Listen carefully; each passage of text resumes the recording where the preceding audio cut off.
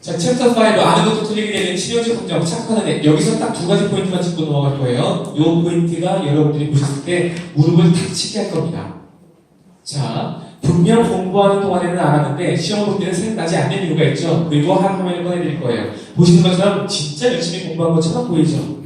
공부는 이렇게 해야 됩니다. 적어도 여러분들 학원 다니는 아이들은 항상 모든 노트들이 이렇게 되어 있어야 돼요. 어떻게? 정말 열심히 공부한 것처럼 보여야 돼요. 공부는 이러거나 저러거나 하던 대로 할 거잖아요? 근데 여러분들 학원 다니고 있는 친구들은 진짜 엄마가 딱 봤을 때, 와, 공부는 이렇게 해야지. 이렇게 하는 게 좋아요. 그러니까 덕지덕지 뭘 많이 붙여주세요. 포스트잇 아주 적절하게 활용하세요. 에이블 가맹점 어디들 있죠? 에이블 페이퍼 적극적으로 사용하세요. 있어 보이잖아요. 직접 만든 거니까.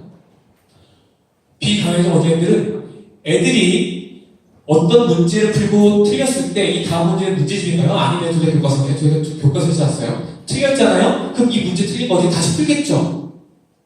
풀어야 될 거 아니에요. 안 풀리니까 풀리죠? 그럼 이거 어디다 풀어요? 프리노트. 프리노트인데 어디다 풀어요? 지금까지 쭉 썼으니까 맨 뒤에 이제 새 노트가 시작되는 그 부분에다 풀릴 거잖아요.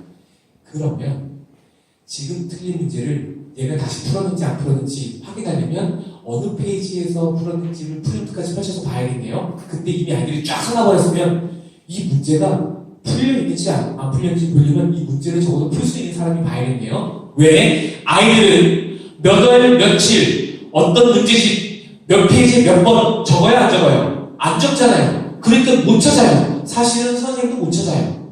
애도 못 찾습니다. 그러면 분명히 틀린 문제를 다시 풀었는데 아무도 몰라요. 했는지 안 했는지. 즉, 티가 안 납니다. 근데 엄마는 특히 초등부, 중학교 1, 2학년의 엄마들은 우리 아이가 문제집에 별표가 많거나 그어져 게 많은데 이걸 다시 풀었는지 바로 확인할 수 없으면 불안해합니다. 학원에서 이거 오답전도 다 하고 있겠지? 그러다가 학원에 전화 한번 하잖아요? 그러면 이미 여러분 학원은 땡탈락 가기 직전이에요. 퇴원에 싹이 뿌려진 겁니다, 지금. 어디에서? 틀린 문제를 다시 풀이 했는지 안 했는지를 친절하게 알려주지 않은 이 행동이 퇴원의 씨앗을 뿌린 거예요, 지금. 이게 자라고 자라서 결국엔 퇴원하게 될 겁니다. 그럼 어떻게 해야 돼요? 틀린 문제가 있으면 바로 옆에다 풀어놔야 돼요. 그러니까 포스트잇 쓰세요. 물론 돈 들어요. 비쌉니다. 포스트잇. 종이 따위가 뭐 이렇게 비싼지. 쓰세요. 여러분들이 사줘도 되고 사주고 싫으면 사오라고 하세요. 사와요. 다음부터 손바닥만한 포스트잇 사와. 제일 큰 걸로 사옵니다. 붙여놓고 틀린 거 옆에 붙여놓고 거기 다시 풀어. 그러면 누가 봐도 틀린 문제 옆에 떡하니 붙어있고 거기 적어놓고 선생님이 사인이라고 한번 해줬잖아요. 그러면 여기는 오답관리 철저하구나. 그렇게 생각하잖아요. 제발 엄마가 여러분들이 잘하고 있는 걸 애써 찾아야지만 알 수 있게 하지 마세요. 물론 프리노트에 푸는 거랑 포스트에 푸는 거랑 학습효과 차이는 없어요. 없는데 보여줘야죠. 왜? 학원 사업의 본질은 진짜 잘 가르치는 게 중요한 게 아니라 잘 가르치고 있는 것처럼 보이는 게 중요하거든요. 이게 장사를 잘하는 겁니다. 여러분들이 맨날 아이들 열심히 가르쳐봤자 뭐예요? 엄마가 몰라주면. 그럼 어떻게 되는지 아십니까? 애가 성적이 오르잖아요? 학원 그만둡니다. 그리고 동네에서 이제 공부 잘하는 아이들이 다니는 그 학원으로 가요. 왜? 우리 애가 잘하니까, 우리 애가 잘해서 성적이 잘 났으니까 이제 공부 잘하는 아이들이 모여있는 그 학원으로 가야 된다고 생각하는 거예요. 그런데 학원에서 너네 아이들이 못해. 내가 지금 여기까지 해주는 거야. 이런 뉘앙스를 계속 뿜어내잖아요. 엄마가 알 거 아니에요. 저희 아이 많이 부족한데 선생님 덕분에 여기까지 왔어요. 이런 생각을 하고 있으면 성적이 올라가도 안 그만둬요. 심지어 성적이 떨어져도 그만두지 않는다고요. 뭐만 하면 우리가 지금 니네 아이를 최선을 다해서 하나도 놓치지 않고 계속해서 이렇게 가르치고 있어. 그러면 성적 떨어지면 귀인이 어디로 가는 거예요? 애새끼. 성적이 잘 나오면 선생님. 이렇게 되는 거예요. 제가 약간 쓰레기 같은 보일지는 모르겠지만 실제로 이게 비즈니스입니다. 그리고 여러분들은 이러나 저러나 원래 하던 대로 아이들을 최선을 다해서 열심히 가르칠 거예요. 그건 여러분들이 원래 하시던 거니까. 근데 거기에 덧붙여서 그냥 열심히 하시지 마시고 열심히 하는 것처럼 보이게 살짝 아이디어를 얹어보세요. 그러면 재원생이 늘어나기 시작할 거예요. 재원생이 오래 학원을 다니기 시작하고요. 그 소문을 들어서 신규생이 더 많이 들어오게 될 겁니다. 자, 이 내용을 다시 들어갈게요. 얘 봐요, 별표. 여기 별표 몇 개예요? 하나, 둘, 세 개를 세 번 쳤어요. 모두 9개의 별표를 배웠습니다. 아마도 제가 추측 건데 선생님이 지금 이거 시험에 꼭 나온다. 이거 낼 거야? 무조건 외워야 돼? 라고 이야기를 했겠죠. 그럼 아이는 어때요? 아싸! 땡큐! 그러면서 절대 놓치지 말아야죠. 별표를 쳤는데 이거 가지고 부족한 거죠. 그러니까 별표를 여기다가 놓치고 여기다가 놓치고 심지어 여기다가 쳤어요. 이 페이지가 중요하다고. 그래서 얘는 지금 별표 칠 때 느끼는데요. 약간 흥분됐죠. 왜? 이것만 공부하면 일단 한두 문제 맞출 수 있으니까. 여러분들 학창시절 생각해 보시게요. 자, 이렇게 표시 열심히 했습니다. 그 다음에 시험 공부를 할 거예요. 이 페이지가 딱 나왔습니다. 어때요? 이날 수업 때 선생님이 무슨 얘기하면서 이거 중요하다고 이야기해서도 기억날 것 같아요. 그렇죠? 그날 수업 분위기가 맥락 보호학에서 내 머릿속에 같이 저장이 되어 있거든요. 그러니까 같이 인출됩니다. 인출되는 건 뭐예요? 그날의 수업 환경들과 수업 분위기와 선생님이 어떤 농담했는지 어떤 옷 입었었는지 날씨가 어땠는지. 인출 안 되는 건 뭐예요? 물론 인출이긴 합니다만은 저 중소 문화성이 중요하다고 한번 생각을 해보죠. 저건 리콜이 아니라 리코그니션이에요.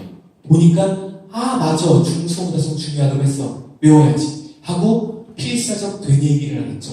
한 10번, 20번 써볼 거예요. 중소 문화성. 근데 아시겠지만 필사적으로 되뇌어봤자 외워지지 않습니다. 게다가 지금 이 페이지는 토탈 리콜 됐어요. 이날의 수업 때부터 모든 기억들이 한 번에 머릿속에 싹 납니다. 그러니까 되게 잘 아는 것처럼 보여요. 익숙해 보입니다. 별표 내가 왜 저거 세번했는지 저때 어떤 순서대로 별표를 칠했는지 기억나요. 그 순간의 기억이 부대들 딱 납니다. 그러니까 다 아는 것 같아요. 뇌는 이미 안다라고 생각을 하면 노력을 가하지 않습니다. 처음 보는 것들은 되게 막 낯설어가지고 뇌가 풀가동되는데 자주 가는 공간에는 뇌가 풀가동 안 해요. 여러분 동네에서 왔다 갔다 하면 왜 편하지 않습니까? 너무 익숙하니까. 근데 새로운 곳에 가면은 막 새롭고 낯설고 온 곳곳에 내 시선을 딱딱 꽂히고 다 감상하잖아요. 그렇죠? 뇌가 풀가동되는 거예요. 얘는 뇌가 가동 안 해요. 즉 진짜 이 중서 문화성을 머릿속에 각인을 시켜야 되는데 장기가 만들기 위해서 계속 집어넣어야 되는데 이거 안 해요, 뇌가. 왜? 아는 것 같으니까. 왜? 이날의 수업 보니까 생생하게 다 나거든요. 그래서 정작 이 페이지를 여러 번 봤지만 우리는 이렇게 공부를 하면 유창성 착각에 빠집니다. 플러시 일루전. 유창성 착각에 빠지면 안다고 생각되기 때문에 더 노력을 안 하겠다고 해요. 뇌는 이 내용을 적극적으로 처리하지 않습니다. 그래서 기억이 안 나요. 그런데 마침 시험 문제가 이렇게 나왔어요. 국가정책심의기관으로 제10과 남사로 구성되어 있다. 문화시준이 국정을 총괄하는 이곳은 무엇인가? 알아요. 지읒으로 시작하는 거. 뭔데? 알아요. 별표 쳐놓은 거 그 페이지에 있어요. 알아요, 뭔지. 이건 기억나는 것 같아. 상서성은 기억나요, 하필이면. 근데 중소문에서 기억이 안 나요. 미치고 환장하겠죠. 여러분도 경험 있으시죠? 분명히 내가 봤는데 이거 어느 페이지에 오른쪽이 뭐이고 왼쪽이 뭐이고 이게 오른쪽 페이지 왼쪽 페이지인지도 알아요. 위쪽에 있는지 아래쪽에 있는지도 알아요. 별표 시간부터 눈으로 그림이 그려져요. 근데 중소문에서 저 단어만 기억이 안 납니다. 왜? 이 내용을 우리는 인출을 제대로 한 적이 없어요. 그러니까 그때는 알았지만 시간이 되면 다 까먹어버린 거예요. 즉 공부가 제대로 안 된 겁니다. 근데 난 공부가 제대로 됐다고 착각을 하는 거죠. 왜? 유창성 착각에 빠져서 있으니까.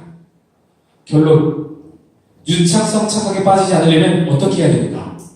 지금처럼 형광펜으로 칠하지 않으면 제가 2018년도 10월, 11월 정도에 쓴 논문에서 이거 관련된 연구를 했습니다. 제 연구 결과에 따르면 형광펜을 칠하지 않으면 점수가 더 떨어져요. 왜? 뭐가 중요한지 몰라서 선택과 집중을 못해요.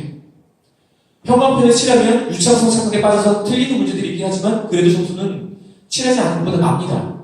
근데 여전히 위험한 요소가 있죠. 그럼 이 요소를 제거하는 방법을 어쩌면 전 세계 최초, 국내 최초, 세계 최초로 여러분들께 알려드릴게요.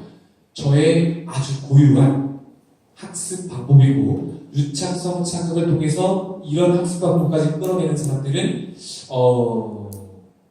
없을 거예요. 이미 많은 분들이 저한테 이런 얘기를 들으셨기 때문에 이미 대한민국에는 이 방법을 아는 사람들이 많습니다만은 여러분들도 이제 같이 하시면 됩니다. 필통에 형광펜을 집어넣은 다음에 이걸 꺼내세요. 그리고 칠합니다. 바로 화이트. 쥐어버리는 순간 내가 진짜 외워야 되는 이 중성문화성이 더 이상 눈에 보이지 않아요. 보이지 않으나 리코그니션을 못합니다. 뭘 해야 돼요? 리콜을 해야 돼요. 기억을 떠올려야 됩니다. 언제? 이 페이지를 볼 때마다. 근데 기억이 잘 떠오르지 않는다? 유창성 착각에 안 빠집니다. 왜? 기억이 안 나거든요. 그러면 뇌가 다시 이 내용을 기억하기 위해서 노력할 거예요. 왜? 기억이 안 났잖아요. 뇌가 이미 스트레스를 받았어요. 그 상태에서 다시 정보를 한번 넣어줍니다. 이때 정보가 자기 강화되고 있는 과정이에요. 이걸 이 페이지를 볼 때마다 하겠죠. 그러면 볼 때마다 리콜, 리트리벌 프랙티스가 이루어집니다. 이게 바로 디자이러 디피컬티. 무릎을 탁 치지 않습니까? 별로예요.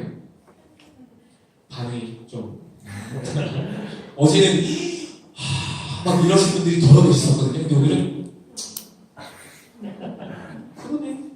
왜 나는 농담입니다.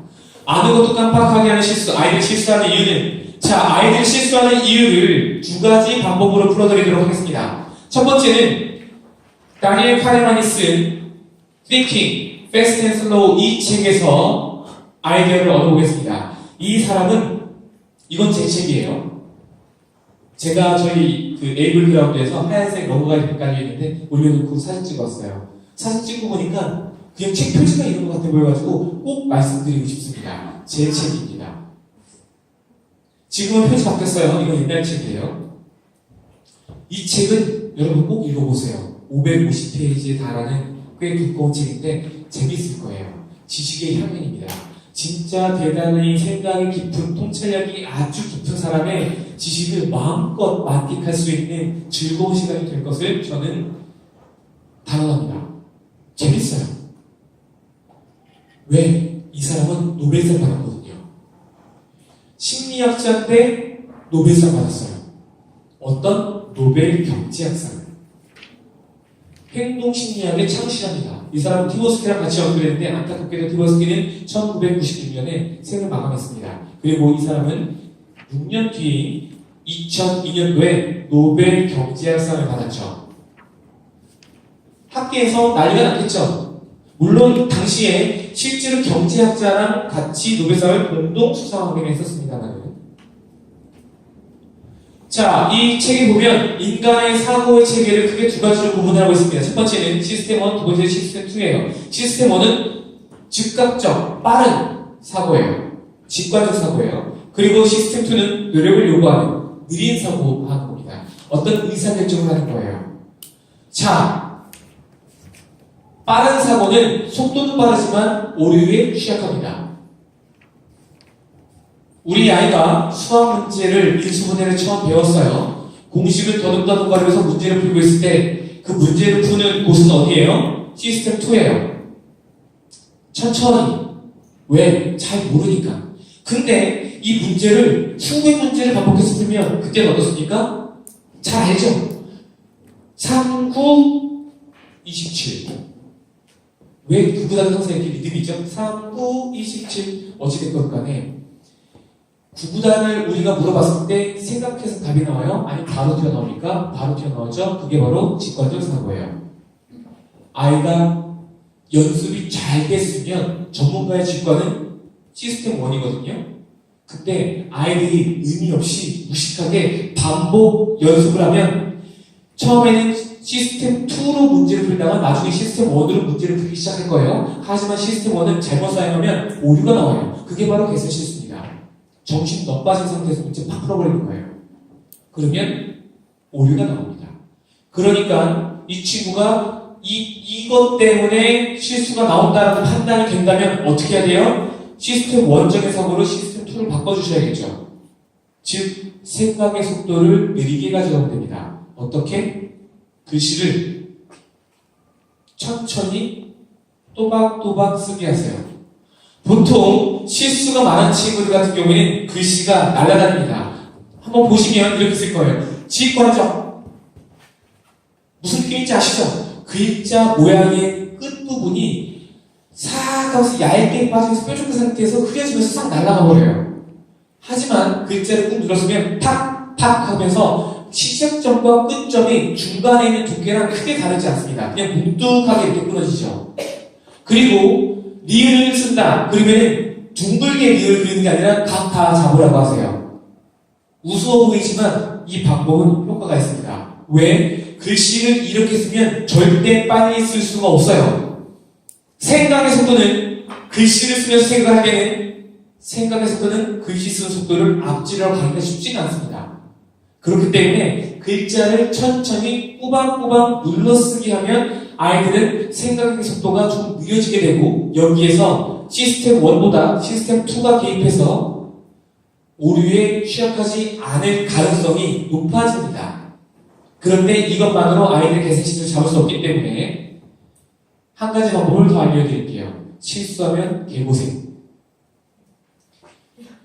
바로 수업에 적용할 수 있는 내용으로 들어가도록 하겠습니다. 아이들에게 10문제를 던져줍니다. 여러분들처럼 30문제, 50문제 주면 안 돼요. 아무 효과 없습니다. 절대로 15문제 이상 주시면 안 됩니다. 그냥 10문제만 주세요. 반복 연습하는 게 중요합니다. 아이들에게 10문제만 주고요. 풀립니다. 그리고 내가 아이의 시험지를 받아본 다음에 몇 번 틀렸는지를 체크해 놓은 다음에 다시 시험지를 줘요. 시험지에다가는 아무런 표시하지 않은 상태에서 아이 보고 다시 풀으라고 요구를 해요. 아이가 다시 풀겠죠. 어떻게 해야 돼요? 1번부터 끝번까지 다시 풀어야 돼요. 왜? 몇 번을 틀렸는지도 모르고요. 몇 개를 틀렸는지도 몰라요. 보통 이럴 때 아이들이 딜을 할 거예요. 선생님, 몇 번 틀렸는지 알려주시면 안 돼요?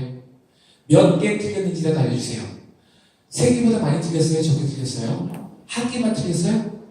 짝수번에서 틀렸어요? 홀수번에 틀렸어요? 5번보다 틀린 게 작은 번호는 있어요? 없어요? 369에 틀린 게 있어요? 없어요? 별소리 다 할 겁니다. 그때 단호하게 거절하시고 너 한 번만 헛소리하면 이거 끝나고 10번 더 한다 라고 하면 애들은 그냥 돌아갑니다. 얘가 돌아가서 해야 되는 건 뭐예요? 1번 다시 풀어야 돼요. 풀고 답이 똑같아요. 이건 맞은 것 같은데 2번 다시 풀어요. 맞은 것 같아요. 7번 다시 풀어요. 맞은 것 같아요. 쭉 가서 10번 다시 풀어요. 맞은 것 같아요. 미치고 상황이죠. 어떻게 해요? 다시 1번부터 풀어봐야 돼요. 2번은 어떻게 합니까? 1번 다시 풀어요. 이거 진짜 맞아. 이거 진짜 맞아. 2번 이것도 진짜 맞아. 3번 이상한데? 다시 풀어보면 틀린 걸 고쳤어요. 얘는 그 뒤에 거 안 풀어봐요. 어떻게? 가지고 선생님 찾았어요. 저 하나밖에 안 틀렸죠? 딱 보여줘요. 그래 이건 괜찮은데 또 찾아와. 아니에요 선생님 답을 잘못했어요. 선생님 채점 잘못하신 거예요. 아니야 갔다 와. 와 씨발 이러면서 가요. 어떤 애들은 울어요. 본인이 빡쳐가지고 울어요.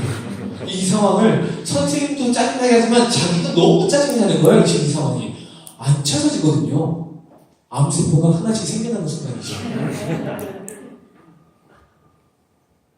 아이가 해야 되는 건 어쩌면 태어나서 처음으로 이 쉬운 계산 문제를 진짜 천천히 한 줄 한 줄 고민해가면서 풀어보는 경험을 하게 될 겁니다. 그리고 다음날 이걸 또 하세요. 빠른 아이들은 벌써 2번씩 풀어가지고 와요. 느린 아이들은 여전히 한 개 정도는 실수를 해가지고 옵니다. 그래도 3번 정도 가면 아이들은 대부분 하나도 틀리는 게 없어요. 바로 이 시점입니다. 뭐예요? 아무리 쉬운 문제지만 안 틀리게 풀게 하기 위해서는 어떻게 해야 되는가를 몸소 체험해서 오는 거예요. 왜? 계산 실수의 본질은 방법을 모르는 게 아니라 정신이 넉나간 거니까 정신 제대로 챙겨서 문제 푸는 연습을 하는 겁니다. 여러분들이 계산 실수 많은 아이들에게 50문제 주면서 애딸 여시나 먹으라 하면서 던져주는 순간 아이들 이걸 딱 받아보고 와 대박 이렇게 아는 문제를 선생님 왜 풀어요? 라는 생각을 들지만 말은 못할 거예요. 화가 날 겁니다. 짜증이 날 거예요. 왜? 보면 다 아는 문제거든요. 보통 이런 계산 실수 많이 하는 친구들은 공간 지각 능력이 굉장히 뛰어나거나 머리가 굉장히 좋아요. 그래서 도전적인 과제를 선호하지만 너무 심플한 내가 이걸 다시 다 맞춘다고 하더라도 내 능력이 돋보이지 않아요. 그러니까 풀 이유가 없는 거예요. 가끔씩 계산 실수하는 거 오케이. 안 하면 되잖아요. 시험 때. 그때 그게 됩니까? 안 되죠. 그러니까 이 친구에게 어떤 연습을 시켜야 돼요? 쉬운 문제도 안 틀리면서 풀 수 있는 연습을 시켜야 되면 이 친구들이 50문제를 던져가지고 그 자리에서 15개 틀려가지고 그 다음에 틀린 거 표시해주면 바로 들어가서 5분 만에 다시 다 고쳐가지고 오는 이런 일은 하지 마세요. 왜?